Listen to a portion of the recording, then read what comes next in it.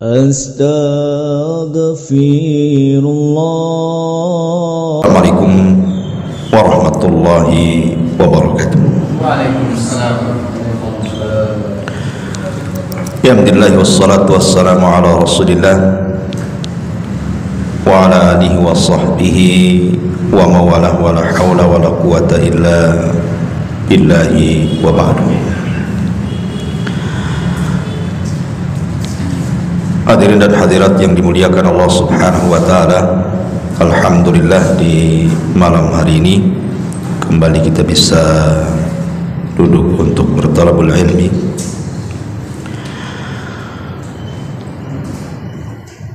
Dan malam ini masih membahas fikih sholat, ya. Apa-apalah kita selang-seling dengan fikih. Dan kita akan menjelaskan tentang beberapa kesalahan fatal orang melakukan sholat sehingga sebagiannya bisa membatalkan dan sebagiannya bisa mengurangi pahala, bahkan tertolak sama sekali sehingga sholatnya tidak sampai diangkat ke langit. Ma'asyiral muslimin yang dimuliakan Allah Subhanahu wa taala, sebagaimana yang ma'ruf sering antum dengar bahwa awal yang dihisab oleh Allah Subhanahu wa taala pada hari kiamat adalah salatnya. Sebagaimana hadis yang dikeluarkan Al-Imam At-Tabrani dalam kitab Al-Awsat dari Abdullah ibn Qarad radhiyallahu anhu, Nabi sallallahu alaihi wasallam bersabda, "Awwalu ma yuhasabu bihil 'abdu yaumal qiyamati as-salat." Amalan hamba yang pertama kali dihisab di sisi Allah adalah salatnya. Fa in saluhat salatuhu saluha sairu amali. Kalau salatnya bagus sempurna, maka amalan-amalan yang lainnya dianggap baik. Tetapi wa in fasadat fasada sairu amali. Tapi kalau salatnya rusak, tidak memperhatikan, bahkan sampai membatalkan, maka amalan-amalan yang lainnya tidak dianggap. Dari sini kita tahu bahwa salat itu penentu. Sehebat apapun antum bersedekah, sekhusyuk apapun antum berpuasa, sebanyak apapun antum membaca Al-Quran, berzikir dan ibadah-ibadah yang lainnya, kalau solatnya bermasalah, maka yang lain ikut bermasalah. Makanya seheran kalau datang Ramadan, banyak orang yang tidak solat, rajin pula dia puasa. Bahkan kalau ada yang tidak puasa, ditegur dia tuh, kenapa kok tak puasa, katanya. Kalau ditegur, kamu aja sholat enggak, nanti dia ngeles pula, ya masih mending lah aku tak sholat tapi puasa, katanya. Jadi intinya bahwa ini kan kesalahan parah, ikhwan. Bahkan para ulama mengatakan puasanya percuma kalau orang meninggalkan sholat 5 waktu itu. Dan yang lebih hebat lagi kalau kita bicara tentang keutamaan sholat, ikhwan,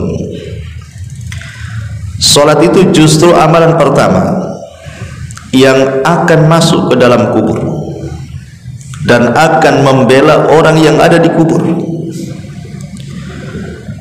Dalam hadis yang dihasankan para ulama dan juga dicantumkan oleh Syekh Albani dalam kitabnya Sahih Targhib dan Tarhib, dari hadis Abi Hurairah radhiyallahu anhu. Jadi kalau mayat itu dimasukkan ke dalam kuburan, maka dia sempat mendengar suara terompah sandal-sandal orang yang mengantarkan sampai pulang. Ketika dia sudah tidak mendengar sandal lagi, maka disabdakan Nabi sallallahu alaihi wasallam, "Kanatis salatu inda ra'si." Maka salat akan berjaga-jaga dari arah kepalanya. Jadi kalau ada malaikat mendatangi dia, maka solat langsung menghalaunya, dan solat akan mengatakan kepada malaikat ini, ma kibali madkhal, tidak ada jalan kemari untukmu, katanya. Lihat bagaimana solat menyelamatkan orang dalam kuburan. Makanya jangan dianggap remeh solat itu, karena itu amalan pertama justru yang akan membela kita dalam kuburan. Dan solat akan mengatakan kepada malaikat yang hendak menyakiti dia, ma kibali madkhal, tidak ada jalan untung, pergi kamu, katanya. Ma'asyiral muslimin yang dimuliakan Allah Subhanahu wa taala, bahkan solat itu sendiri adalah sebab terbesar orang ini diberikan nikmat oleh Allah pada hari kiamat. Dan nikmat yang akan diberikan kepada orang solat ini melebihi nikmat sorga itu sendiri. Sorga itu sudah nikmat. Orang kalau masuk sorga itu udah luar biasa. Ma la ainun ra'at wa la udhunun sami'at wa la khatara ala qalbi bashar. Nikmatnya tidak bisa dilihat, didengar, terlintas pun tidak. Tapi orang yang menjaga solat ini diberikan oleh Allah kenikmatan yang jauh dibandingkan sorga itu sendiri. Apa itu? Ru'yatullahi azza wa jalla, diizinkan memandang Allah azza wa jalla. Dan itu disabdakan di dalam hadis dari Jarir ibn Abdillah al-Bajali radhiyallahu anhu yang terdapat dalam Sahih Bukhari Muslim. Jadi kata Jarir ibn Abdillah al-Bajali, kunna julusan inda Rasulillah sallallahu alaihi wasallam idh nadhara ila al-qamari lailata badrin. Kami sedang duduk-duduk santai bersama Rasul di malam hari, dan ketika itu sedang bulan purnama, terang-terangnya. Maka Nabi sallallahu alaihi wasallam kemudian menyuruh para sahabat untuk memandang bulan.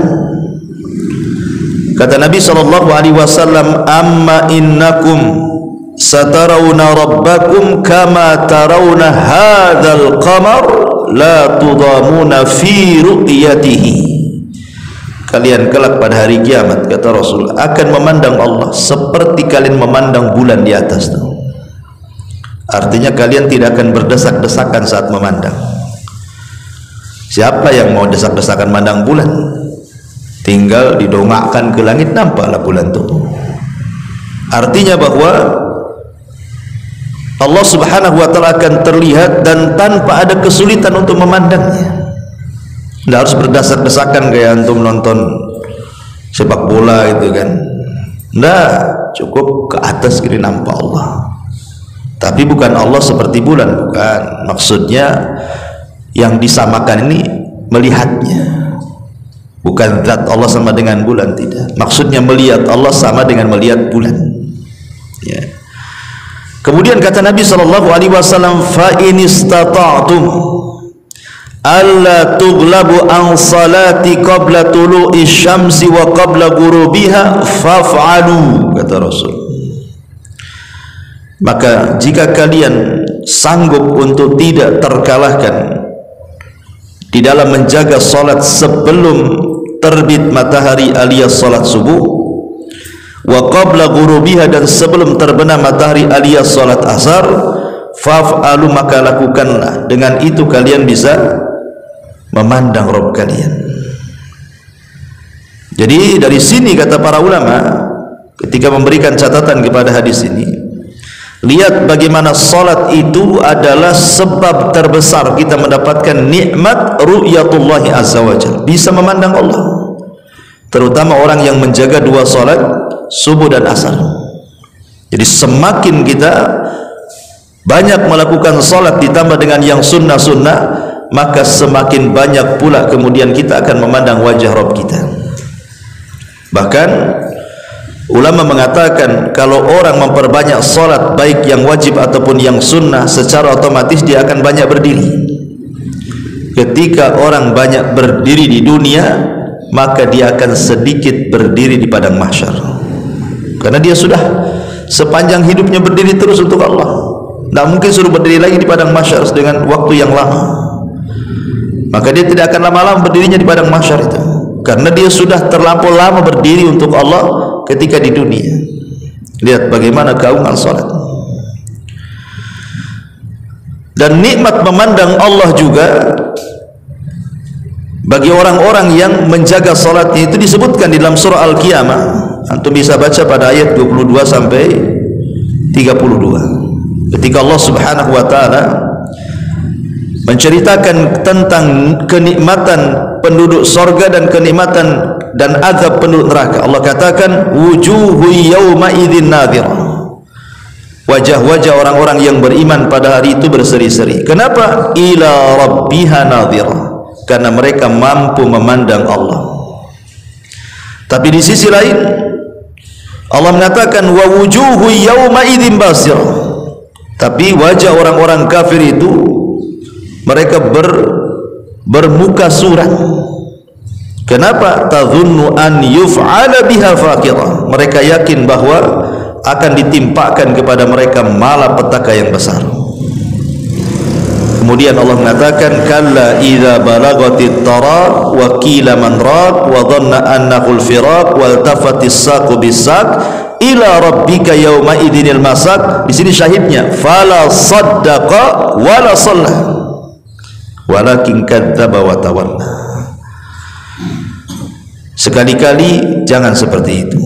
Apabila nafas telah mendesak sampai di kerongkongan, dikatakan kepadanya siapakah yang dapat meruqyah mengembalikan ruh ke dalam jasadnya, dan dia yakin bahwa sesungguhnya itulah waktu perpisahan dia dengan dunia, sehingga bertautlah betis kiri dan betis kanan kepada Rabb-Nya lah pada hari itu kamu akan dihalau. Kenapa demikian? Karena fala saddaqa wala shalla, dia tidak pernah membenarkan Allah dan Rasulnya, dan dia tidak pernah sholat. Macam mana orang yang tidak pernah sholat akan memandang Rabbnya? Maka mafhumnya orang yang senantiasa menjaga sholat, itulah yang Allah katakan wujuhu yawma idzin nadhira ila rabbiha nadhira. Wajah-wajah orang yang beriman pada hari itu berseri-seri karena mereka memandang Rabb mereka. Lihat bagaimana orang menjaga sholat itu diberikan nikmat yang luar biasa melebihi nikmat surga itu sendiri, memandang wajah Allah Subhanahu wa taala. Karena di dunia saja ikhwan, ketika antum salat kemudian antum saat ruku atau saat sujud, disitulah kesalahan kita itu sebenarnya jatuh. Makanya perhatikan antum kalau salat itu ruku dan sujud tuh, karena di situ letak kesalahan kita itu digugurkan. Karena di zaman Abdullah ibn Umar, Ibnu Umar ini melihat ada laki-laki ini ketika sholat berdirinya lama sekali, tapi ketika ruku sujud cepat, ngebut. Apa kata Ibnu Umar? Fa inni sami'tu an-nabiyya sallallahu alaihi wasallam yaqul, aku mendengar Rasul bersabda, innal 'abda idza qama yusalli utiya bidhunubihi fawudiat ala ra'sihi aw atikihi fakullama raka'a aw sajada tasaqatat anhu. Kata Rasul, apabila seorang hamba tegak melaksanakan salat, maka dosa-dosanya akan didatangkan semuanya. Di mana? Di arah kepala dan arah bahunya. Maka apabila dia ruku kemudian sujud, maka akan berguguran dosanya, kata Nabi. Makanya kenapa kemudian posisi ruku dan sujud itu sangat menentukan diterima dan tidaknya salat kan? Karena ada hadis yang mengatakan ada orang salat selama 60 tahun gak diterima. Alasannya apa? Karena dia tidak beres ruku dan sujudnya tuh. Justru ketika ruku sujud itulah kesalahan kita hilang. Tasaqatat anhu, berjatuhan kesalahan kita itu. Dalam riwayat yang disahihkan oleh Syekh Nasiruddin Albani dalam kitabnya Sahihul Jami, innal 'abda idza qama yusalli utiya bidhunubihi kulliha fa wudi'at ala ra'sihi wa atikihi fa kullama raka'a sajada tasaqatat anhu. Apabila seseorang berdiri salat, maka semua kesalahannya akan diletakkan di kepala dan bahunya. Apabila dia posisi ruku, maka berjatuhanlah kesalahannya, dan apabila posisi sujud juga sama, menjatuhkan semua kesalahannya. Ibarat orang wudu kan jatuhnya dari tetesan air wudu, kesalahan kita hilang kan. Tapi kalau sholat itu justru saat ruku dan sujud, disitulah waktu yang sangat baik. Makanya disuruh tumakninah. Tumakninah itu artinya betul-betul ruku ya. Kalau seandainya diletakkan mangkok berisi air di punggungnya itu nggak akan jatuh saking ratanya. Dan ketika sujud juga sama tumakninah, sehingga pahanya lurus. Ya kan ada pahanya belok sini kalau terlampau dekat sujudnya, atau kalau terlalu jauh gini kali itu pahanya. Itu ya. Biasa aja lah ya, tidak tengah-tengah, jangan jauh kali gitu ya, jangan pula dekat kali ya, supaya pahanya itu jejak, bahasa kitanya apa, jejak gitu ya, lurus lah kan itu ya. Jadi itu juga penting memperhatikan, karena justru disitulah kesalahan kita akan hilang. Makanya dalam sebuah hadis Nabi SAW, dari hadis Abi Hurairah radhiyallahu an, Nabi bersabda, "Ara'aitum law anna nahran bi babi ahadikum." Bagaimana pendapat kalian kalau seandainya di depan rumah kalian itu ada sungai jernih bersih sekali, wa yaghtasilu minhu kulla yaumi khamsa marrat, dan di antara kalian setiap hari minimalnya 5 kali mandi di sungai itu. Hal yabqa min dharanihi syai'un, adakah daki-daki, kotoran-kotoran di badan itu nempel kalau antum mandi sehari 5 kali? Qalu la yabqa min dharanihi syai'un, enggak ada ya Rasul, pasti bersih lah. Antum aja mandi sehari berapa kali? 2 kali kan itu. Ada juga yang 1 minggu tak mandi. Artinya kalau 1 hari lo mandi 3 kali udah bersih badan kita. Ini 5 kali itu, bayangkan, apakah masuk angin antum? Tapi kalau antum melakukan 5 kali sehari setiap hari, apa enggak bersih badan itu? Kata Nabi SAW, "Fadzalikum mithlas salawatil khamsi yamhullahu biha khotoyaya." Itulah sama dengan sholat juga. Kalau seandainya kita jaga sholat 5 waktu, kemudian setiap ruku gugur kesalahannya, setiap sujud gugur kesalahannya, yamhullahu bihinna khataya, maka kesalahan kita habislah. Kalau setiap ruku dijatuhkan kesalahannya, setiap sujud dijatuh, itu sholat wajib saja tuh. Sholat wajib saja berapa kali ruku sujud itu, antum tambah lagi dengan sunnahnya, akalikan saja ya. Artinya keutamaan sholat itu luar biasa gitu. Makanya kenapa sebenarnya kalau orang itu paham keutamaan di balik sholat itu, terangsang dia sholatnya, nggak asal-asalan ya kan. Sayang gitu ya, setiap hari kita ini sholat itu waktunya kita membuang dosa, tapi tidak ada dosa pula yang dibuang dari situ. Makanya Nabi SAW sangat memperhatikan kondisi sholat, terutama dalam posisi ruku dan sujud itu. Baik, kita akan menyingkat beberapa kesalahan. Singkat aja ya kalau kita jelasin. Ada kitab bagus namanya Akhtaul Musallin, kayak karya masyhur Hasan Salman, salah seorang murid dari Syekh Albani, itu bagus sekali ya, banyak itu. Tapi saya tidak mungkin mengemukakan semuanya karena waktu juga. Kita akan sesingkat-singkatnya saja. Kita mulai dari wudu dulu ya, karena sholat itu tidak sah kecuali dengan wudu. Pertama, terkadang orang ketika wudu lupa membaca basmalah ya. Memang pendapat yang sahih, orang yang lupa membaca basmalah itu sah wudunya. Tapi ada juga yang mengatakan harus diulang wudunya kalau dia lupa baca basmalah. Ini terjadi khilaf ulama, walaupun yang rajih sah wudunya ya. Tetapi kan kalau sudah ada khilaf ulama seperti ini kan kita tidak tahu mana dikhawatirkan yang kuat yang batal, ataupun mungkin yang kuat yang tidak batal. Kita tidak tahu. Kalau sudah khilaf ini, masalahnya repot.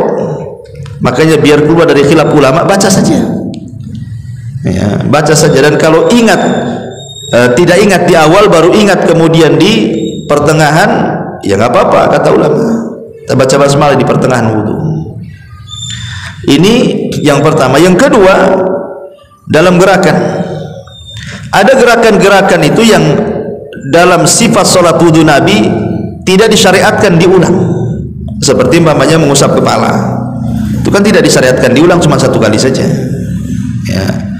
Artinya ketika tidak disyariatkan diulang dan Nabi SAW hanya mengusap satu kali, jangan kemudian kita membuat syariat yang tidak diajarkan Nabi. Kalau yang lain bolehlah sekali basuhan atau 2 kali basuhan atau 3 kali basuhan yang paling banyak, tidak boleh lebih juga ya, karena Nabi SAW mengatakan dalam sebuah hadis bahwa siapa yang menambah faman zada ala hadza au naqasa faqad asaa wa zalama. Siapa yang mengurang-urang atau menambah dari bilangan yang sudah ditentukan Nabi, maka dia telah salah wudunya dan telah melakukan kezaliman. Yang wajib itu 1 kali basuhan, yang 2 dan 3 itu sunnah hukumnya. Tetapi kalau memang Nabi SAW tidak mengajarkan kecuali 1 basuhan saja di kepala, ya sudah itu sajalah, ngapain pula kemudian kita tambah. Ini kesalahan berwudu juga, karena itu bisa menyelisih sunnah. Kalau sudah menyelisih sunnah kan mengurangi pahala jadi ya. Kemudian yang ketiga, kadang-kadang al-ghaflatu an ghaslil a'qab. Kadang-kadang kita tidak memperhatikan ketika mencuci kaki. Yang lain bagus, berkumur-kumur, basuh muka, basuh tangan, kepala. Masalah ketika kaki asal-asalan main guyur saja, ya kan? Padahal tidak cukup dengan mengusap. Makanya ketika Allah Subhanahu wa taala berfirman, "Idza kuntum ila sholati faghsilu wujuhakum wa aydiyakum ilal marafiq wamsahu bi ru'usikum wa arjulakum." Pakai fathah, bukan pakai kasrah. Karena kaki tidak diikutkan dengan kepala, tapi kaki itu diikutkan dengan tangan. Kalau kaki diikutkan dengan kepala berarti kan diusap. Tapi kaki ketika diikutkan dengan tangan artinya dicuci. Cuci itu bukan hanya sekedar mengusap, tetapi ada adalku, gosokan bahasa kitanya. Bukan hanya mengguyur air, mengusap, tapi ada gosokan, digosok-gosok kakinya, itu maksudnya dengan air. Ya, karena dikhawatirkan kalau seandainya hanya main banjur saja, ambil air main guyar-guyur, itu dikhawatirkan tidak menyentuh atau mungkin ada 1 titik 2 titik anggota wudu yang tidak terbasuh, dan itu bahaya. Kata Nabi SAW, wailun lil a'qabi minan nar, neraka wel bagi tumit-tumit yang tidak disentuh air wudu. Ya, jadi harus diperhatikan cuci kaki itu, sebagaimana kita memperhatikan kumur-kumur, gerakan wudu. Maka kaki itu juga yang kadang-kadang diremehkan. Diusap saja kata para ulama bermasalah, kecuali digosokkan. Ini tidak diusap, main banjur saja kan itu ya. Nah, ini juga yang harus diperhatikan ya, karena bagaimanapun wudu ini yang menjadikan sholat itu baik gitu. Nah, kemudian juga yang keempat, ada mutakhlilil asabi, bukan hanya menggosok-gosok ketika mencuci tangan ataupun kaki, tetapi juga harus menyela-nyela. Kan dalam tangan itu kan ada ini daerah-daerah yang harus dijangkau dengan selaan gini kan. Nah, seperti begitu juga kaki itu. Kalau tangan mungkin masih lah gini-gini, kadang-kadang kaki tidak. Nah, itu lo menyela-nyela juga bagian daripada sunnah. Karena Rasul mengatakan, isbaghil wudu wa khallil bainal asabi, sempurnakan wudumu dan jangan lupa menyela-nyela bagian yang harus disela, terutama di tengah-tengah jari itu. Ma'asyiral muslimin yang dimuliakan Allah Azza wa Jalla, banyak lagi. Taib, kita masuk kesalahan sebelum sholat. Tashbikul asabi. Ada orang yang ketika menunggu sholat itu tashbik. Tashbik itu begini ya, begini. Ini tidak boleh. Saya lihat kan, kadang-kadang saya lihat orang yang ketika nunggu sholat tangannya begini. Nah, kalau gini nggak masalah, atau gini kedinginan gitu kan. Kalau gini ya ini yang nggak boleh. Nah, tasbik itu memasukkan jari kanan kiri seperti ini, kemudian ya, gini ya, nggak boleh. Karena ada hadis Nabi SAW, idza tawadda ahadukum fi baitihi thumma atal masjid, apabila salah seorang dari antara kalian berwudu kemudian mendatangi masjid, kana fi salatin hatta yarji, maka dia dianggap di dalam salat sampai dia kembali. Kemudian kata Rasul, fala yakul hakadha wasabbaka baina asabi. Kata Rasulullah, jangan kalian lakukan seperti ini. Kemudian beliau sabbak, ya, menyatukan jari kiri kanan dan memasukkannya. Jangan seperti ini, tak boleh seperti ini. Maksudnya dalam posisi menunggu sholat, ya, dalam posisi menunggu sholat saja. Antum masuk ke masjid, ini belum qomat, nah itu yang dilarang. Tapi kalau sudah sholat di masjid, antum mau duduk begini ya nggak ada masalah, karena di sini larangannya adalah menunggu sholat, karena dianggap main-main. Ya, ini kesalahan juga sebelum sholat. Ini yang pertama. Yang kedua, al-israfil khuta ilal masjid, buru-buru, ya, kayak mau dikejar-kejar apa gitu kan. Apalagi kalau sudah imam Allahu Akbar ruku, wah itu langsung takut gak dapat ruku, karena dapat ruku dapat 1 rakaat masalahnya kan. Ya, kadang-kadang wudunya asal-asalan kan, karena buru-buru wudunya tuh, karena ingin mengejar ruku. Nggak perlu, ngapain pula. Kata Nabi SAW, fama adraktum fasallu wa ma fatakum fatimmu. Kalau kalian mendapatkan sempurna, alhamdulillah. Kalau kurang ya tinggal ditambah saja kok. Kenapa kemudian sibuk ngejar-ngejar? Yang lebih parah lagi dari rumah gitu ya, ngejar-ngejar motor di kebut-kebut, nabrak nanti. Ataupun lari-lari ngos-ngosan, nggak khusyuk nanti bacaannya itu, karena dia harus ngatur nafas masalahnya. Jadi nggak perlu. Kata Nabi SAW dalam sebuah hadis, idza thuwiba lis-salati, apabila dikomatkan untuk salat, fala ta'tuha wa antum tas'auna wa tuha wa alaikum as-sakinata wal waqar, kata Rasul.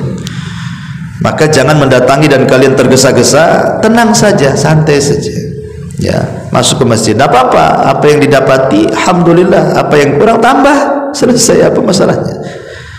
Karena setiap gerakan sholat itu dan bacaan itu berpahala, ya kan. Kita tujuan sholat itu apa sih? Nyari pahala, bukan ngejar gerakan. Buat apa ngejar gerakan? Kalau seandainya antum ini umpamanya masbuk, ya, kemudian ikut imam, setiap gerakan dan bacaan itu berpahala. Karena ada orang yang nganggap rugi. Contoh nih, nganggap rugi itu, imam ini lagi tasyahud, kita baru datang, malas ikut tasyahud karena dianggap nggak dapat 1 rakaat kan, ditunggunya dia berdiri, nah, baru takbir Allahu Akbar. Anda ini cari gerakan, cari pahala, langsung Allahu Akbar takbiratul ihram, ikut tasyahud, itu sudah dapat pahala walaupun tidak dapat rakaat, tapi kan kita dapat pahala di situ. Karena setiap gerakan dan bacaan dalam sholat itu ada pahalanya sendiri tuh. Sayanglah kalau seandainya kita luput dari pahala tuh. Karena kita diperintahkan untuk mubadarah, bersegera mengikuti imam. Nah, ini juga kesalahan adalah ketika israfil khuta, bersegera melangkah ke masjid, ya. Tetapi juga jangan kemudian kita berleha-leha, ya. Jangan berleha-leha itu maksudnya meremehkan gitu ya. Setiap hari lah tuh masbuk gitu, udah masbuk ditelat-telatin lagi. Baik, kemudian juga yang ketiga adalah at-tanafful inda iqamatis shalah. Ketika qomat sholat sunnah pula tuh, ya, dekat-dekat qomat ini nekat sholat sunnah, tahu dia nggak akan keburu sholat sunnah kan. Kalau sudah tahu jarak ke qomat itu sedikit, jangan sholat sunnah, kecuali kalau masih lama, baru adzan kan masih lama, ya. Tapi kalau sudah nampak, apalagi kan sekarang di masjid-masjid itu kan ada itunya ya, kayak layarnya kan, jam sekian masuk, nanti bunyi itu tut gitu kan. Nah, udah nampak nih, nah, ini tinggal 2 detik, mana bisa saya. Karena yang sudah sholat sunnah saja kalau didengarkan qomat batal kan, gitu, dibatalkan, bukan batal sholatnya, dibatalkan. Kenapa dibatalkan? Karena dia rugi, kemudian dia memperjuangkan yang sunnah, kemudian luput yang wajib. Kecuali posisi dia itu lagi tasyahud akhir, ya tidak masalah lah kan, tinggal tasyahud akhir saja, dan ini baru qomat, ya, berarti kalaupun lewat sedikit sekali, ya. Tapi kalau masih 1 rakaat lagi kemudian dia qomat, ya rugilah. dan pasti dia pun tidak akan khusyuk. Ya, nggak akan khusyuk dia karena takut dia ketinggalan sholat wajib juga. Makanya kata Nabi SAW, idza uqimatis salatu fala salata illal maktubah. Apabila qomat dikumandangkan, tidak ada sholat kecuali yang wajib. Hadis dikeluarkan Bukhari Muslim. Kemudian ketika masuk ke dalam masjid, ini juga kesalahan, adamu taswiyatis saf wa tarkus saddil faraj. Tidak langsung merapatkan saf dan meluruskannya. Pokoknya main masuk takbir, nggak begitu. Kita masuk saf, perhatikan dulu kelurusannya dan kerapatannya. Baru setelah antum yakin antum sudah lurus, sudah rapat, baru takbir di situ. Dan kalau memang kawan sebelah itu memang sudah terbiasa merapatkan kaki, tumit ketemu tumit, alhamdulillah. Ya, dia berasa kita pun nyaman dengan dia. Tapi ada orang-orang itu kalau dirapatkan tak nyaman dia, gatel katanya, kan gitu, gatel gitu ya, udah gitu dan rapat gitu, menjauh dia. Ya sudah, ya kalau antum sudah berusaha mendekat dia menjauh, aku mendekat kau menjauh, ya sudah. Ya, karena masalahnya ada dua kemadharatan. Satu madharat kepada yang menjauh, kakinya semakin rapat, kita pula semakin ngangkang. Kan gitu kan masalah kan. Bahkan ada kasus itu di Gresik dulu, saya masih mondok tuh di masjid rumah sakit. Jadi ada ikhwan itu sakit, nah kita solidaritas anak pesantren ya ikut nunggu lah kan. Sebagian ikhwan ini semangatnya gitu, ingin merapatkan saf tuh. Jadi orang yang dirapatkan saf ini orang awam, mungkin masih tanya-tanya ini syariat apa kayak gini kan, begini. Jadi makin ngangkang tuh ikhwan ini, marahlah orang sebelah. Akhirnya sepak kakinya jatuh lah, karena kan kekuatannya kan nggak bisa kalau ngangkang gini kan, kekuatan berdirinya kan kurang kan itu. Jadi sepak jatuh lah kan itu, sempat ribut tapi sholat tuh. Nah kan jadi akhirnya kan nggak bagus. Niatnya baik untuk merapatkan saf, tetapi berujung dengan penyepakan. Kan gitu kan. Jadi belum tentu niat baik itu jadi baik kan itu ya. Kalau memang orang sebelahnya nggak dirapatkan ya udah, ya jangan dikejar-kejar kaki orang. Taib. Yang penting kita sendiri sudah ada niat ingin meluruskan dan merapatkan, intinya seperti itu. Karena Rasul mengatakan la tasawwunna sufufakum aw la yukhallifannallah baina qulubikum wa wujuhikum. Kata Rasul, rapatkan saf kalian atau Allah akan selisihi wajah dan hati kalian. Sebenarnya gampang saja kita ini melihat warga di sekitar sini nyatu hatinya atau tidak, itu lihat sholatnya.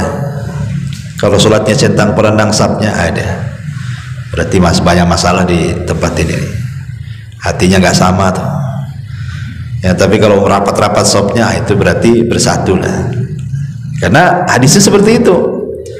Rapatkan saf kalian atau Allah buat hati kalian bermasalah satu dengan yang lainnya. Ini juga kesalahan sebelum sholat. Nah, kita masuk ketika masuk sholat. Kesalahan pertama adalah ada mutumakninati fis sholat. Tidak tumaknina. Tidak tumaknina seperti tidak meluruskan sewaktu ruku dan tidak tumaknina meluruskan sewaktu sujud. Nabi SAW beliau bersabda kepada orang yang tidak tumanina ketika ruku dan sujudnya, kata Rasul, irji fasalli fa innaka lam tusalli. Ulangi salatmu, kau belum dianggap salat. Sampai 3 kali Rasul itu, ulangi salatmu, kau belum salat. Jadi sahabat ini mengatakan, ya Rasul, saya tidak bisa melakukan yang lebih baik daripada ini, katanya, karena sudah 3 kali diulang. Maka Nabi memberitahu kesalahannya apa. Kata Nabi SAW, idza kumta ila salati fakabbir thumma qra' ma tayassara ma'aka minal Qur'an. Apabila engkau menuju salat, bertakbir, kemudian baca yang mudah untukmu, jangan yang sulit-sulit dibaca. Makanya sebagian para ulama mengatakan makruh hukumnya sholat wajib melihat mushaf, karena di masjid itu taruh mushaf kan, ya itu tidak disyariatkan kalau sholat wajib. Kalau sholat sunnah nggak apa-apa.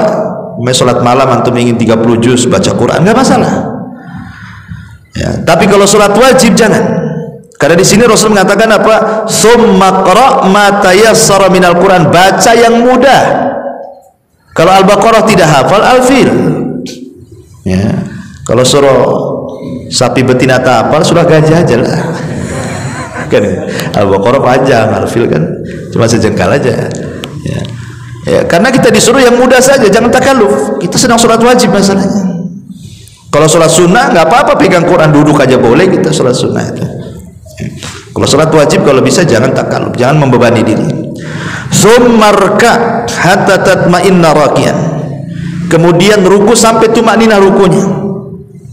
Summarfa hatta ta'tadila qa'iman, kemudian beritidallah sampai betul-betul sempurna berdirinya.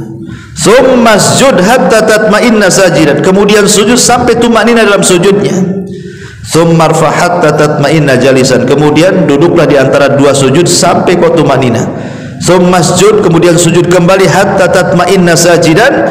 Summaf'al dzalika fi salatika kulliha, kemudian sujud sampai tumakninah, lakukan seperti itu dalam semua salatmu. Artinya jangan meremehkan soal tumakninah dalam sholat, karena tadi sewaktu kita ruku disitulah letak kesalahan kita gugur, sewaktu kita sujud disitulah letak kesalahan kita gugur. Maka kalau bisa rukunya tumakninah agak panjang, jangan cepat-cepat kan itu. Kemudian sujudnya juga sama. Makanya saya nggak kebayang tuh orang yang taraweh 7 menit ya, 7 menit 23 rakaat kan. Cemana dia akan tumakninah? Nggak bisa. Oh dolin katanya, kok langsung dolinnya saja kan? Kapan mulainya itu? Alhamdulillahnya kok langsung dolin, ya. Jadi kadang-kadang seperti itu. Jadi nggak boleh dalam Islam itu terlalu cepat seperti itu, karena dipastikan tidak tumakninah, dipastikan tidak tumakninah. Karena saya lihat video itu orang nih ruku ya, belum betul-betul ruku tuh, karena terlalu cepat. Jadi modelnya gini, nggak lurus begini, baru begini udah bangkit lagi, ya. Dari segi gerakan tumakninahnya saja bermasalah, gimana dengan bacaannya coba, ya. Makanya yang seperti ini, kalau antum melihat imam seperti ini, mufaraqah saja, keluar, baguslah sendiri kalau membahayakan sholat kita, ya. Ini juga yang pertama. Yang kedua, al-julus ma'al qudrati 'alal qiyam, berdiri duduk padahal dia sanggup berdiri. Kalau kita sanggup berdiri dalam sholat wajib, berdiri.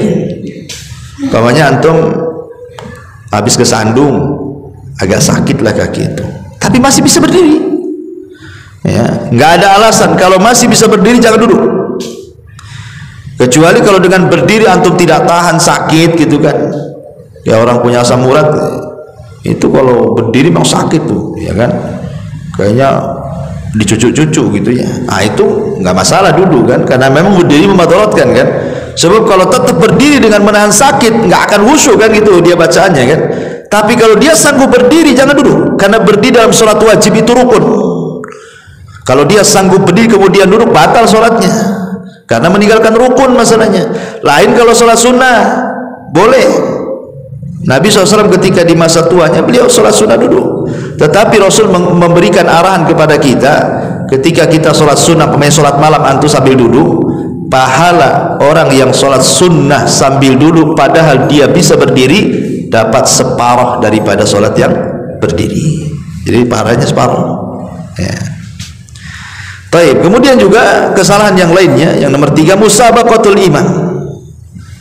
Dia imam belum bergerak sudah gerak dia, ya. Jangan sampai kemudian mendahului imam. Jangan bicara mendahului, gerakan sama saja tidak boleh, apalagi sampai mendahului. Yang imam itu antum atau imam jadinya kan? Kan imam dijadikan itu untuk diikuti. Biarkan imam ruku dulu baru kita ruku. Enggak, imam belum ruku dia ruku, seolah-olah dia yang jadi imam ikut dia kan. Mana ceritanya? Maka Nabi SAW sangat melarang. Kata Nabi SAW, amma yakhsha ahadukum idza rafa'a ra'sahu qabla al-imam an yaj'alallahu ra'sahu ra'sa himarin aw yaj'alallahu suratahu surata himarin. Tidakkah takut salah seorang di antara kalian mengangkat kepala sebelum imam, Allah jadikan kepalanya seperti keledai atau bentuk kepalanya seperti bentuk keledai. Di zaman Imam Ibnu Hazm rahimahullah ta'ala ada cerita. Jadi ada yang mutakabbir, orang sombong, dia nggak yakin dengan hadis ini. Masa sih kalau orang mendahului imam nanti kepalanya jadi keledai katanya. Jadi dia mau nyoba, ya, betul-betul mau nyoba dia.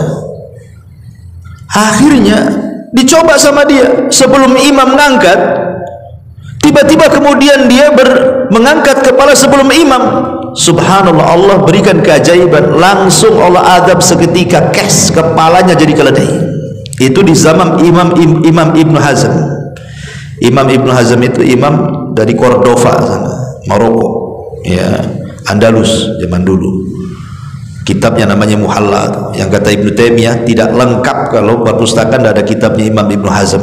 Nah, di zaman Ibnu Hazm itu peristiwanya nih. Dari sini berarti betullah apa yang disabdakan Nabi SAW bahwa di antara umat ini, maksudnya umat Islam di akhir zaman itu akan terjadi apa? Khasfun wa qadfun wa maskhun, kata Rasul. Akan terjadi kepada umat akhir zaman itu khasfun. Khasfun itu kalau dilihat ke langit gerhana, tapi kalau lihat ke bumi berarti gempa. Berarti akan banyak gempa, kata Rasul, dan banyak gerhana. Memang gerhana tiap tahun. Di zaman dulu gerhana jarang-jarang, tiap tahun ada gerhana. Gempa pun hampir ada di mana-mana. Barusan gempa di Maroko kan. Kemudian qadfun, hujan batu, ya. Kemudian mashun, dirobahnya manusia. Ada sebagian mengatakan maksudnya dirobah tabiatnya, dari tabiat manusia jadi tabiat binatang. Makanya banyak orang-orang itu kelakuannya kayak binatang tuh. Bukan kayak manusia. Kadang-kadang binatangnya nggak melakukannya, dia pula melakukan. Seperti siapa? Orang LGBT itu.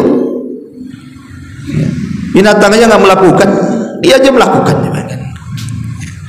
Kemudian ada juga yang mentafsirkan ala zahiriha, artinya dimaknai secara zahirnya. Maksudnya Allah merubah jasad manusia seperti jasad hewan, seperti kasusnya di zaman Imam Ibnu Hazm ini kan.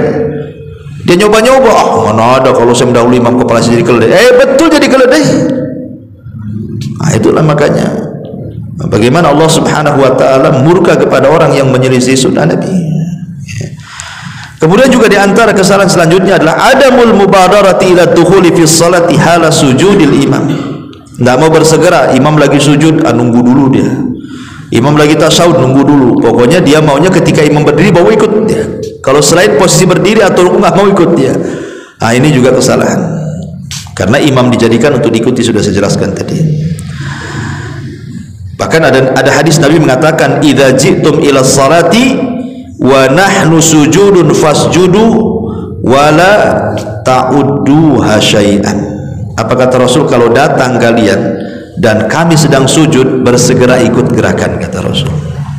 Hadis dikeluarkan Nabi Daud. Kemudian juga kesalahan berikutnya, tarku raf'il yadaini fi mawadi'ir raf'i. Tidak mengangkat tangan di waktu-waktu ketika mengangkat tangan. Kapan mengangkat tangan? 4 tempat. 1, taat takbiratul ihram. Allahu akbar. Ngangkat tangan itu bukan takbiratul ihram. Takbiratul itu ucapan Allahu akbar, itu takbiratul ihram. Ya, kalau ngangkat tangan ya ngangkat tangan.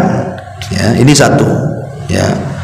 Kemudian yang kedua, inda ruku, ketika hendak ruku, ngangkat lagi Allahu akbar ruku. Ya, ini kedua.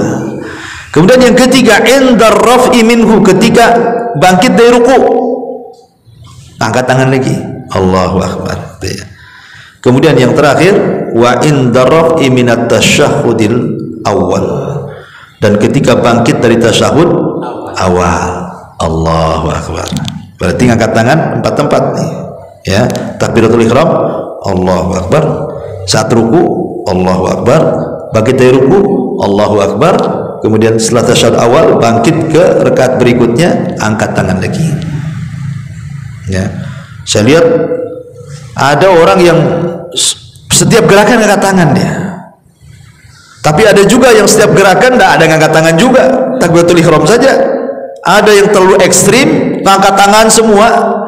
Ada yang tak angkat tangan sama sekali kecuali takbiratul ihram. Nah, ini juga kan kesalahan gitu ya, karena menyelisih sunnah. Memang tidak membatalkan sholat kecuali takbiratul ihram kan itu ya. Nah, tapi kan mengurangi pahala, karena bagaimanapun melaksanakan sunnah itu penting dalam sholat kan. Kemudian juga kesalahan yang lain adalah ada sujud alal a'dha'i sab'ah. Dia tidak sujud di atas 7 anggota sujud. 7 anggota sujud itu maksudnya 2 telapak tangan, 2 sudah dihitung 2, 1, 2 kan itu. Kemudian 2 lutut berarti 4. Kemudian 2 ujung jari-jari kaki berarti 6 ya. Kemudian dahi dan hidung 7. Ini harus nempel di bumi ini. Saya lihat pernah ada orang sujud kakinya ngangkat ke atas. Pernah tuh lihat orang lihat sujud kakinya ngangkat tuh. Nah, kakinya nancep. Atau hanya dahinya, hidungnya nggak kena. Nah, makanya dahi dengan hidung itu satu paket itu. Kalau sampai ada di 7 anggota sujud tak nempel di bumi, tidak sah sujudnya. Karena Nabi SAW yang mengatakan dalam sebuah hadis, ya, idza sajada amkana anfahu wa jabhatahu, apabila kalian sujud benamkan hidung dan dahimu, ya. Wa nahayadaihi an jambaihi, jauhkan lambung dari sikut. Jangan gini, enggak ada perbedaan sujud laki-laki dan perempuan itu. Karena ada yang bertanya, Ustaz, katanya kalau perempuan itu dirapatkan, kalau laki-laki direnggangkan. Enggak ada, sama semuanya. Bahkan kalau anak-anak kambing masuk dia. Tapi kalau antum sholat jamaah rapat sapnya ya jangan dibentang-bentang gini ya, kayak kasihan dong sebelah kan itu kalau sholat sunnah, karena posisi kalau lagi rapat gitu kan agak sulit ya, gimana lagi kan gitu ya. Tapi kalau sedang sholat sunnah sendirian kan bisa untuk melakukan ini ya. Kemudian kata Nabi SAW, wa wada'a kaffaihi hadwal mankibaihi, kemudian meletakkan kedua telapak tangan sejajar dengan bahu saat sujud.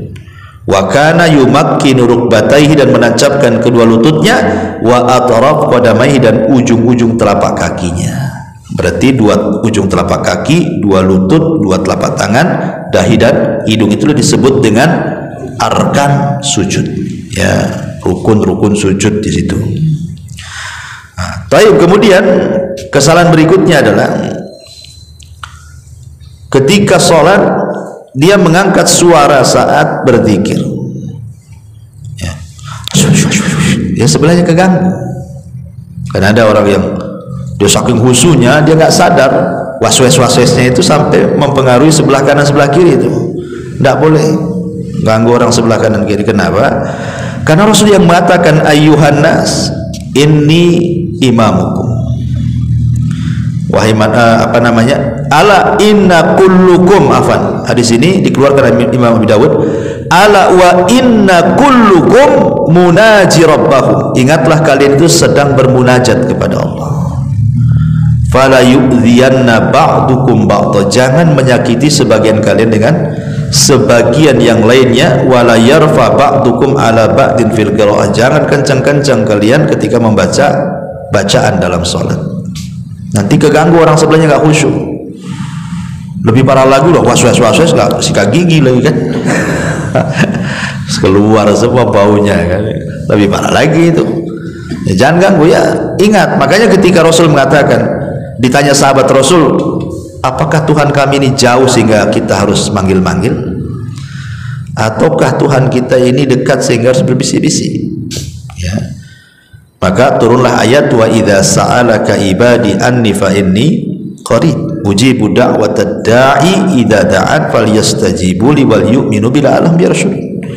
Apabila mereka bertanya soal keberadaanku, kata Allah, katakan ya aku dekat. Berarti tidak perlu teriak-teriak doa itu ya, karena Allah itu dekat ya, cukup dengan suara lirih saja Allah tahu. Kemudian juga kesalahan yang lain, qiyamul masbuk qabla taslimil imam at-taslimat tsaniyah. Ada orang masbuk ini kadang-kadang imam baru salam ke kanan, Allahu Akbar, udah berdiri dia ya. Tunggulah imam ini selesaikan salamnya, Assalamualaikum, Assalamualaikum. Baru berdiri. Ya. Ini enggak.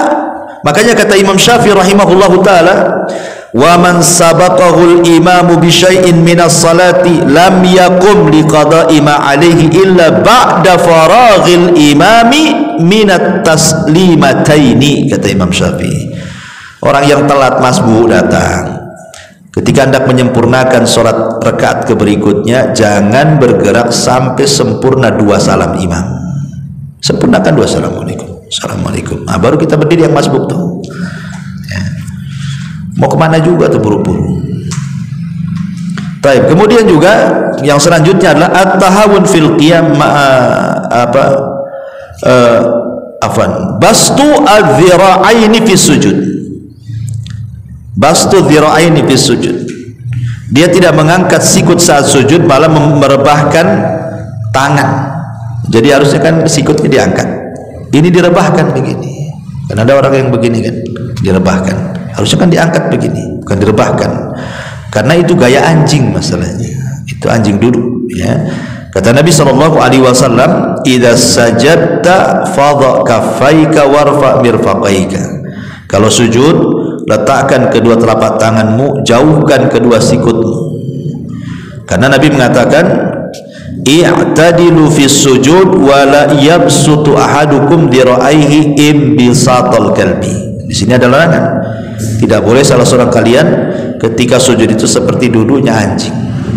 Berarti harus dijauhkan dari lambung. Ya. Kemudian yang berikutnya, kasratul iltifat wa ra'ful basari ila sama. Banyak tengok-tengok ataupun memandang ke langit, dan wa adamun nadhar ila maudhi'is sujud asna'is shalah, dan tidak memandang ke tempat sujud saat salat ketika berdiri. Memang ada khilaf ulama, apakah saat antum berdiri Allahu Akbar pandangan kita itu ke depan atau ke tempat sujud? Abu Hanifah berpendapat, kalau tidak salah Abu Hanifah, lupa saya, Imam Malik, pokoknya antara dua inilah, disunahkan ke depan pandangannya. Allahu Akbar berarti ke depan.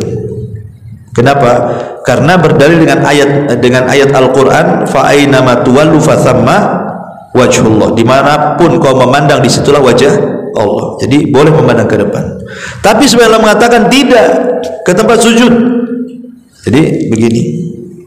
Gitu maksudnya. Jadi ada dua pendapat ya, ada yang mengarah ke depan, ada yang mengarah ke tempat sujud. Ya, tapi yang rajih menghadap ke tempat sujud. Ya. Nah, tapi sebagian yang lain tidak, dia tidak mengarah ke depan ke tempat sujud, dia bela-belo aja tuh. Nggak tahu tuh dia kenapa, melamun kali ya. Ya.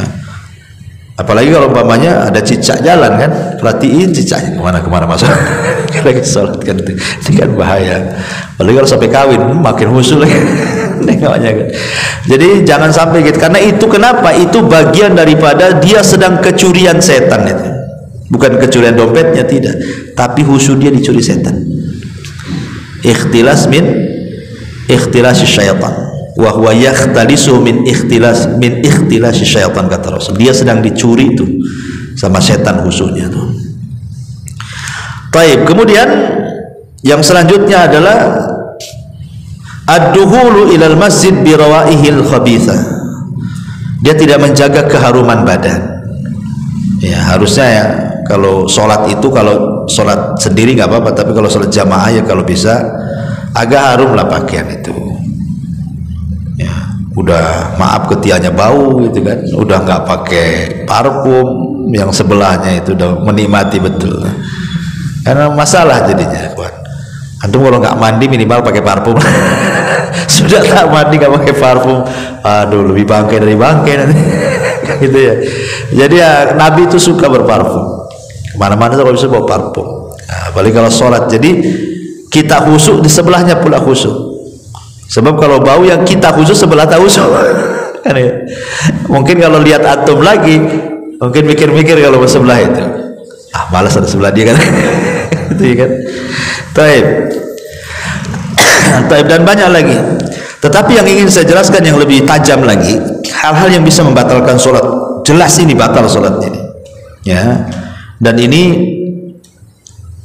ada 10 perkara.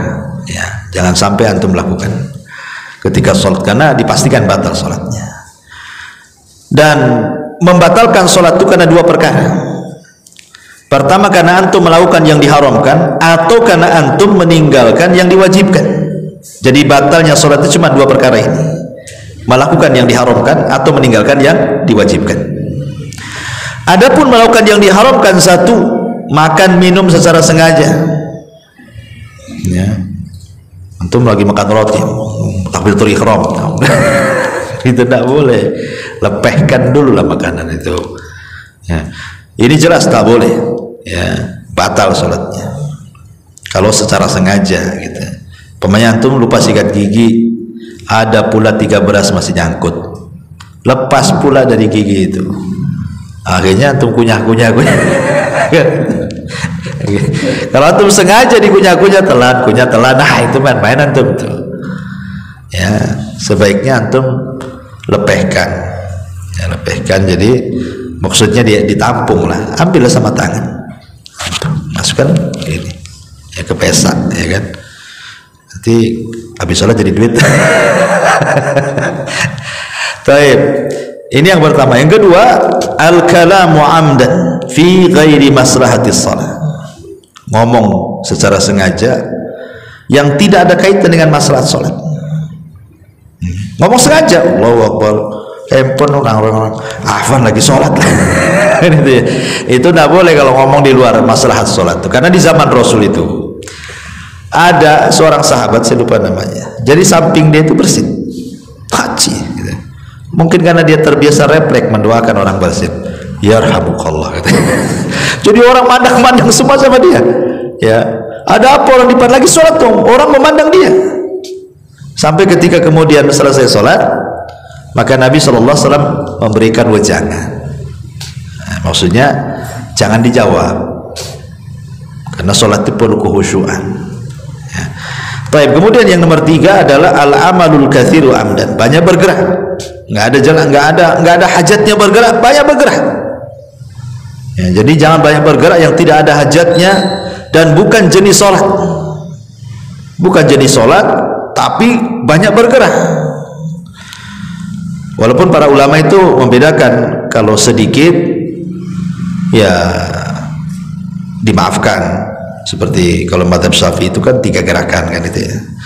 Nah, tapi kalau banyak bermasalah, bisa batalkan sholat kalau terlalu banyak bergerak. Maksudnya bergerak yang bukan bagian daripada gerakan sholat. Tapi kalau bagian dari gerakan sholat, umpamanya nih, kan kita tidak boleh sholat kecuali menghadap sutra. Umpamanya di situ, antum jadikan orang yang duduk di situ, jadikan sutra. Kemudian pergi pula dia. Kalau hanya 2 langkah ke sini, nggak apa-apa, dekat. Tapi kalau antum jadikan sutra di situ, pergi dia, antum jalan sampai sini, jalan-jalan itu namanya. Nggak usah. Ya, kalau masih memungkinkan selangkah 2 langkah nggak apa-apa.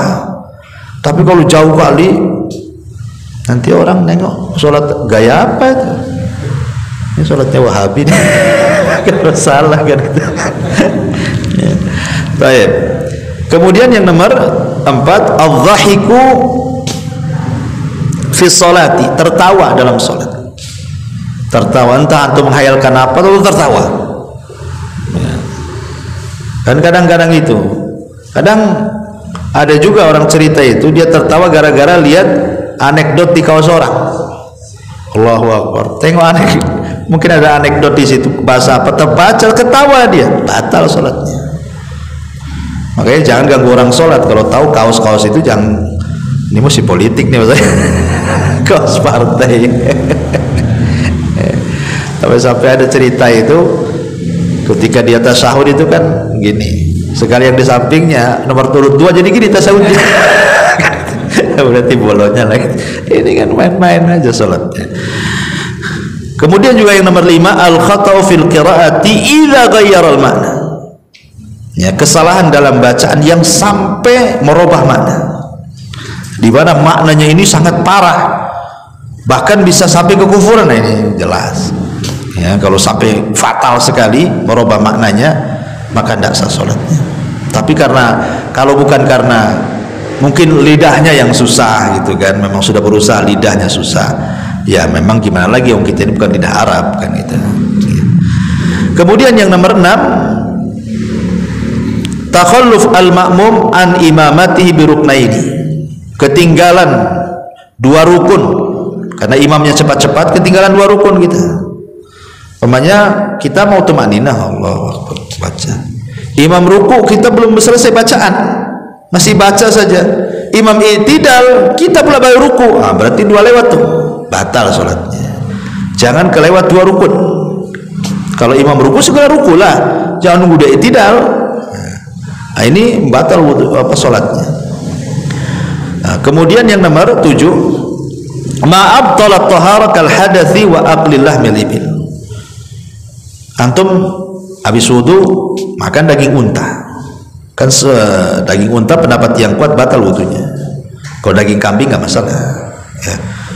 Jadi waktu sholat Allahu Akbar, oh iya tadi saya baru makan sate unta, batalkan sholatnya ya, karena dia belum tajdid wudu, belum baru wudu kan gitu. Karena kalau terus dilakukan berarti antum sholat tanpa wudu namanya, kan batal wudunya dengan makan daging unta gitu ya. Atau antum yakin bahwa antum kentut, memang tak ada ledakan dan juga tak ada bau pula gitu kan, sehingga antum nyantai aja, kan nggak nampak juga sama orang. Sayang tinggal lagi tasawuf akhir lagi, aduh katanya tinggal sedikit lagi pula cus gitu keluar, ya batal. Nggak masalah, diulang kan pahala juga gitu, kenapa sayang. Kemudian juga yang nomor 8, kashful aurati amdan, membuka aurat secara sengaja. Kalau tidak sengaja nggak apa-apa. Contoh antum pakai sarung ya, lupa nggak pakai celana dalam, waktu sholat Allah melorot ya, tapi kan maksudnya sholat sendiri bukan di masjid, bahaya kalau di masjid. Nah itu kan nggak sengaja kan, karena mungkin kurang kencang, maka langsung diambil pasang, itu nggak membatalkan sholat ya, karena tidak sengaja kan, dia melorot jatuh, langsung diambil lagi. Nah, begitu maksudnya. Tapi kalau sengaja nggak boleh ya, batal sholatnya. Kemudian yang nomor 9 adalah al-inhiraful katsir an jihatil kiblat, serongnya dari kiblat terlalu jauh. Kayak dulu kasus di masjid mana itu, dia bukan ngadap ke Mekah, ngadap ke Singapura. Gitu. Wah, aneh ini katanya, orang ngadap ke Mekah, ini ngadap ke Singapura. Ini udah parah kan gitu ya. Jadi kalau sikit ya nggak apa-apa, kalau umpamanya antum mereng sikit dari kiblat nggak apa-apa, karena kita nggak mungkin narik benang dari Ka'bah ke sini kan. Kalau kita pasang benang di tali ya betul-betul lurus kan ya, tapi kan kita nggak narik benang, sehingga kita bisa lah kira-kira kalau menceng-menceng sedikit nggak apa-apa. Tapi kalau parah gitu ya, apalagi sampai 180 derajat, itu sama dengan membelakangi. Nah, itu ya batal sholatnya, kecuali kalau sholat sunnah. Kalau sholat sunnah menghadap kemana saja nggak masalah, ketika di kendaraan maksudnya ya. Tapi kalau sholat wajib tetap. Makanya kenapa dalam ketentuan syariat itu sholat wajib tidak boleh dilakukan di atas kendaraan. Rasul tidak pernah melakukan sholat wajib di atas kendaraan. Nah, ketika Syekh Utsaimin ditanya bagaimana hari ini di pesawat, kalau turun nggak mungkin kan itu, maka dibolehkan inda darurah, dalam kondisi darurat. Jadi sholat wajib di atas pesawat itu boleh karena darurat. Tapi kalau tidak darurat, masih bisa lah, kan turun pesawat ini jam 4:30, berarti ke maghrib masih lama, bisa lah, nggak usah sholat asar di atas pesawat. Turun karena masih ada waktu untuk sholat asar. Tapi ini turun jam 7 nih, ada mungkin juga sholat asar dijamah dengan maghrib, terpaksalah kemudian di atas pesawat. Kemudian juga yang nomor 10 di sini, wujudun najasati ala badani wa thiyabi, ada najis pula di badan kita, di pakaian kita. Mungkin waktu antum gendong anak antum kencing, antum tak tahu kan gitu ya, pas sholat kok pesing nih, baru ingat, oh iya anak saya tadi kencing, batal sholatnya ya, karena dia tahu ada kencing anaknya di situ kan ya. Atau saya tambah umpamanya dia salam sebelum selesai membaca bacaan, main salam duluan, mungkin mau buru-buru mau pusal kan ya, jadi baru baca syahadat belum sholawat udah main salam tuh. Selesaikan dulu bacaan-bacaan itu, kemudian salam. Kalau memang pemanya yang sunnah-sunnah nggak dikerjakan ya nggak apa-apa, seperti berlindung dari 4 perlindungan kan sunnah saja dibaca. Allahumma inni a'udzubika min adzabi jahannam wa min adzabil qabri wa min fitnatil mahya wal mat wa min fitnati syarri masih dajjal, itu kan sunnah saja dibaca. Kalau itu nggak dibaca nggak apa-apa. Tapi kalau tahiyat, syahadat, sholawat itu harus dibaca, ya nggak boleh tinggal gitu ya. Ini karena bisa membatalkan sholat nantinya. Nah ini diantara sebagian, sebenarnya ini sebagian karena juga waktu ya mudah-mudahan bisa dipahami. Kita tutup sampai di sini. Subhanallah bihamdika asyhadu an la ilaha illa anta astaghfiruka wa atubu ilaik. Allahu taala alam. Assalamualaikum warahmatullahi wabarakatuh.